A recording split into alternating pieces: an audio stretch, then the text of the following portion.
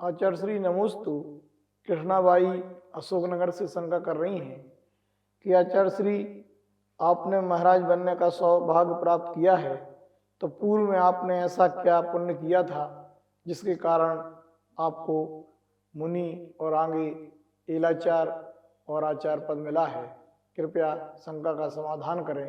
नमोस्तु आचार्य श्री। जीवन में व्रतों और महाव्रतों को जो व्यक्ति पाता है, नियम से पूर्व भाव में उसको कभी ना कभी अच्छे संस्कार मिले होंगे और उन संस्कारों के बल से ही यह जीव जो है मुनि बनता है, साधु बनता है और भी अनेक पदों को प्राप्त होता है। जैसे तीर्थंकर है, तो तीर्थंकर कौन बनते हैं? तीर्थंकर प्रगति का जो बंध बांधते हैं वो तीर्थंकर बनते हैं। तो उन्होंने ऐसा वो पुरुषार्थ किया, भावना भाई 16 कर्ण भावनाओं को, तो उन्हें तीर्थंकर पद की प्राप्ति हुई। ऐसे ही जब कोई जीव जो है पूर्व भाव में दान करता है, मुनियों की सेवा करता है, वंदना करता है और देव शास्त्र गुरुओं की आदि आराधना आदि करता है, तो उसका जो फल है उसे भवों भवों में अच्छे फल मिलते हैं। तो वर्तमान में जो भी मुनि हैं, साधु हैं, त्यागी व्रती हैं, निश्चित ही उनका किसी न किसी भाव का पुण्य का उदय होगा, जिसके कारण आज उनको जो है इस प्रकार से पदों की प्राप्ति हुई है। आचार्य श्री नमोस्तु अनुश्री सूरजमल बिहार दिल्ली से शंका कर रही है कि पीपल के पत्तों को या पीपल के वृक्षों को बहुत महत्व देते हैं, तो क्या यह वनस्पति में कोई विशिष्ट वनस्पति है या सामान्य से जैसे वनस्पति होती हैं वैसे ही वनस्पति मानी जाती है? कृपया शंका का समाधान करें। नमोस्तु आचार्य श्री। वृक्षों में जो एक पीपल का पेड़ है, कहते हैं कि एक तो इस वृक्ष की उम्र बहुत बड़ी होती है और बहुत ही बड़ा पेड़ होता है, जिसके में कई जीवों को संरक्षण मिलता है, छायादार होता है।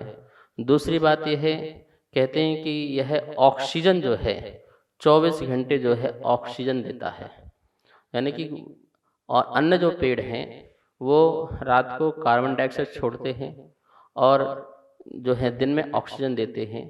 लेकिन ये जो पीपल का जो पेड़ होता है वो 24 घंटे जो है ऑक्सीजन देने वाला होता है, तो वो प्राण वायु देता है, लोगों को जीवन दान देता है। इसलिए उसके नीचे या उसके आसपास लोग रहते भी हैं, बैठते भी हैं, सोते भी हैं, जानवर भी जो हैं उसके पेड़ के नीचे आकर के रुकते हैं। दूसरी बात है, इस पेड़ के संरक्षण आदि के लिए मुझे लगता है हमारे बुजुर्गों ने जो है, पुराने जो भी लोग होंगे, उन्होंने उसको पूज्य बता दिया, लोग उसकी पूजा करने लगे। अनेक जगह ये भी लिखा हुआ है कि पीपल के पेड़ आदि में जो है वेंतर जाति के देव आदि भी जो है निवास आदि करते हैं, तो उसके लिए भी उसकी मान्यता हो सकती है। अनेक कारण हो सकते हैं। हम तो यही कहना चाहेंगे कि पीपल ही क्या, सभी वृक्ष जो हैं हमें जो है जीवन देते हैं, इसलिए हमें किसी भी पेड़ को काटना नहीं चाहिए, उनको नुकसान नहीं पहुंचाना चाहिए। किसी भी जीव को कष्ट देकर के अपना जीवन जीना सही नहीं है। हम प्रगति का संरक्षण करें, पर्यावरण को दूषित ना होने दें और पर्यावरण में हम जो है जितना अपना योगदान दे सकते हैं, पूरे मन से जो है, भावों से जो है हम प्रगति का संरक्षण करें, यही होना चाहिए। और यही उद्देश्य शायद हमारे बुजुर्गों का रहा होगा कि हमें प्रगति का कैसे संरक्षण करना है। जैसे लोग नदी को पूजने लगे, पेड़ पौधों को, तो उनका एक ही उद्देश्य रहा होगा कि नदियाँ गंदी ना हो, पानी गंदा ना करें लोग, और इसी प्रकार से पेड़ पौधे आदि को नुकसान ना पहुँचाएं, यह उद्देश्य होगा। लेकिन नदी और पेड़ आदि पूजना जो है वो मिथ्यात्व का कारण होता है। आप अच्छे से भावों से इनकी जो है रक्षा करें, संरक्षण करें। आचार्य श्री नमोस्तु आकाश जैन बनारस से शंका कर रहे हैं कि सम्यक दर्शन में प्रभावना अंग है और प्रभावना अंग में श्रावक की क्या भूमिका होना चाहिए, साधु की क्या भूमिका होना चाहिए? कृपया शंका का समाधान करें। नमोस्तु आचार्य श्री।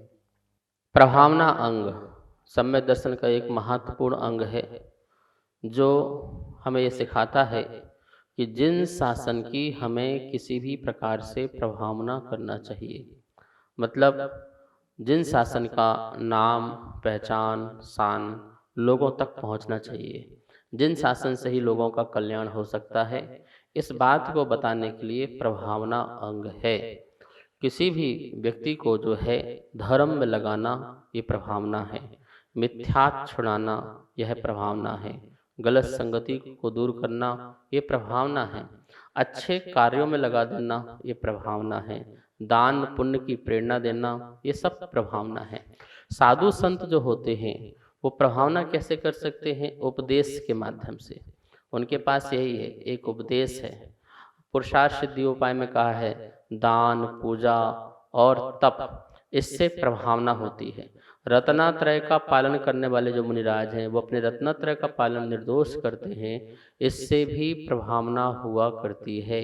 लोगों में आस्था बनती है, श्रद्धा बनती है, विश्वास जागृत होता है धर्म के प्रति, धर्मात्मा के प्रति। ये उनकी अपनी जो चर्या है, उनकी जो अपनी चर्चा है, इससे भी धर्म प्रभावना होती है।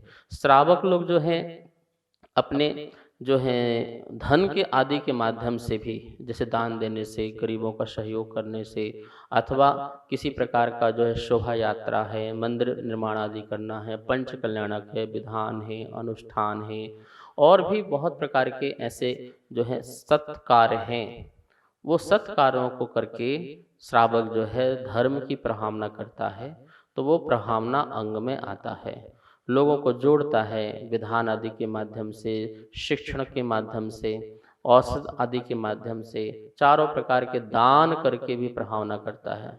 तो हम यही कहेंगे कि साधु अपनी रत्नत्रय से प्रभावना करता है और श्रावक जो है अपने रत्नों से प्रभावना करता है। रत्न समझ में आ गया? अपने वैभव से, अपनी संपत्ति से और अपने श्रम से जो है धर्म की प्रभावना करता है।